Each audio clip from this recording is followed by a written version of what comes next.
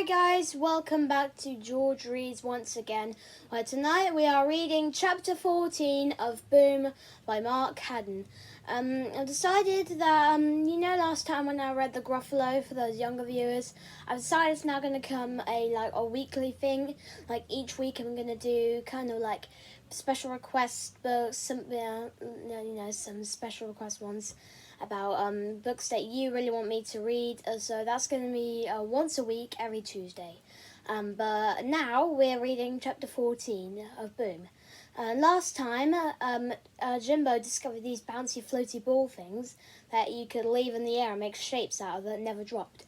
But then he realised that he's got to find Charlie, who is probably in this spaceship he's been captured in. So he's going to try and find him today in the book. So, without further ado, let's get on with chapter 13. Chapter 13, Little Blue Suckers. I was sitting in the kitchen with Mum and Dad and Becky. Charlie was there too, and we were eating lasagna, and it was really, really good lasagna. Except someone was shaking my shoulder. So I rolled over and opened my eyes and screamed. "Shift your potatoes," said Brittany. I sat up and rubbed my eyes. "How is the small one this morning?" asked Brittany. "Are your feelings good?" "Of course my feelings aren't good. I'm on some stupid planet called Plonk in the dancing hamster galaxy, and I'm talking to a monkey-faced spider called Brittany." "Beastly child," said Brittany. "Get walking. I will take you to breakfast. Put some food in your talk hole." I made her way outside while I went to the loo. Then she led me through a maze of white corridors to a huge circular hall filled with people. The T-shirt people, not the Purple Road people. There was a high domed roof and curving star-filled windows, and everyone was milling and chatting and eating at long tables.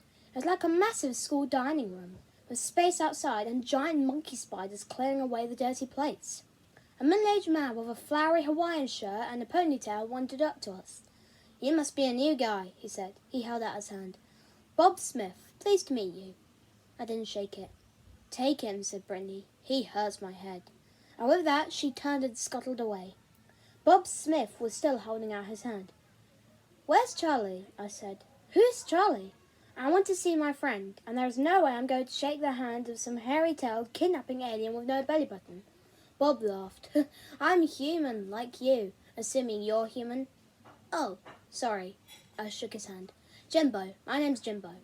"You'll be hungry," he said. "Coming up the weft beam really takes it out of a guy. Let's get you some tucker." I followed him to a round table at the edge of the room. Sitting on the table were a number of little blue suckers. He picked one up. "Stick it onto your forehead." "What?" "You think of a type of food and it, appears. It's totally brilliant. Look." He pressed a disc to his own forehead and grimaced like he was doing his 13 times table. There was a ping, and a plate of scampi and a pint of lager appeared magically in the centre of the table. He picked them up. "You have a go," said Bob. "You can get anything you want. Absolutely anything. You can get vomit if you want. Most people try it once, but it annoys everyone. You know, the smell." He chuckled merrily. "Oh, and trust me, there is nothing you could do to a badger to make it taste good. Baking, boiling, stewing, puff pastry, batter. I've tried everything." I put the sucker to my head and tried very hard to clear my mind.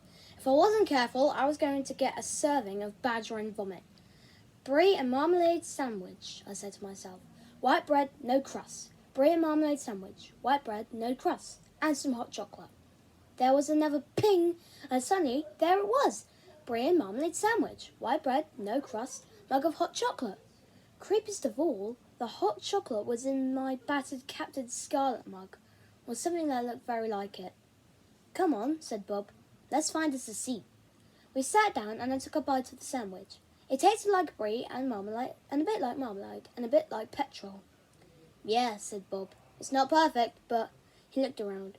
"Is this whole place totally not the most incredible thing? I mean, we're on another planet, man." "No," I said. "Totally the most incredible thing would be finding my best friend and going home." "You're not into the whole sci-fi trip, then?" No, wait." I was holding my head. This was all too much. 70,000 light years. The hairy tails of the disco spiders.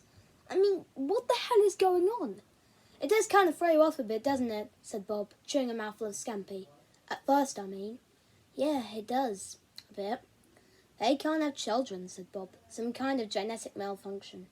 I don't understand. 50 years and they'll all be dead, said Bob. Washed the scampi down with a swig of lager. So they decided to repopulate the planet. By stealing people from Earth?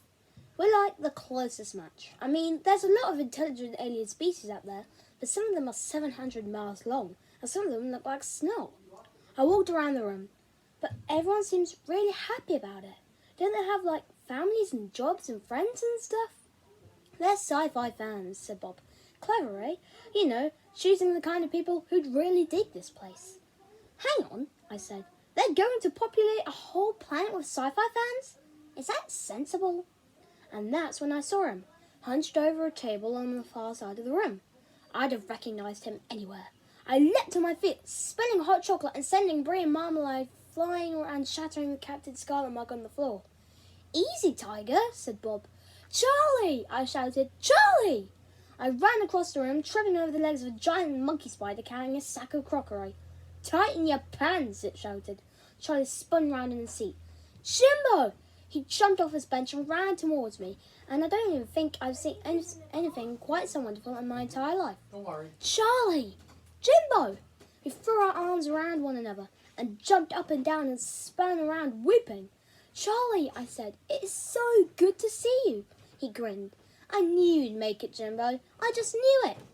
You're here, I said. I didn't even know whether you were alive. So, said Charlie, sitting down again, did they capture you or what?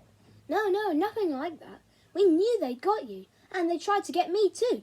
The guy with the suit, and these other men? Uh-huh, said Charlie.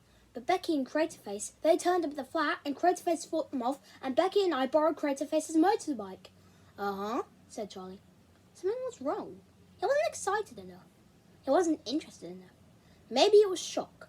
Maybe it was petrol-flavoured food. I carried on. But the important thing is, we've got to find a way out of here.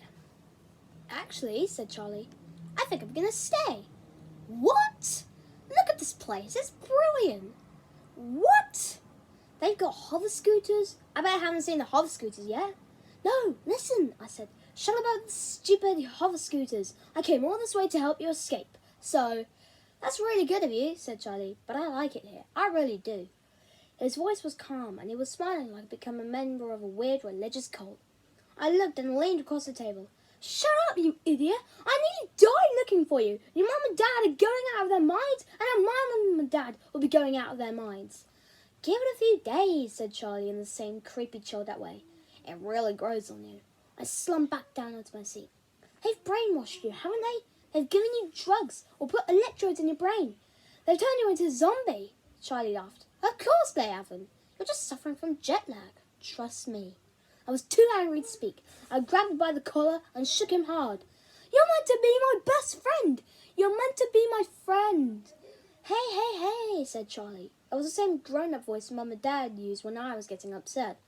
It's going to work out fine. Fine? I swung my fist and hit him as hard as I could. Ouch! He put his hand to his face and it took away again. There was actual blood. I pushed him backwards so that he fell to the ground. Then I turned and ran. And that's the end of chapter 14. Thank you guys for watching. It really means a lot to me that I'm seeing this channel has got 35 subscribers already. And I'm going to think of something for next week when I'm doing the special request video reading thing. But I think I've got a good idea for it already. But I'm not going to give away anything more. I'm just going to leave it off here saying thank you for watching and goodbye.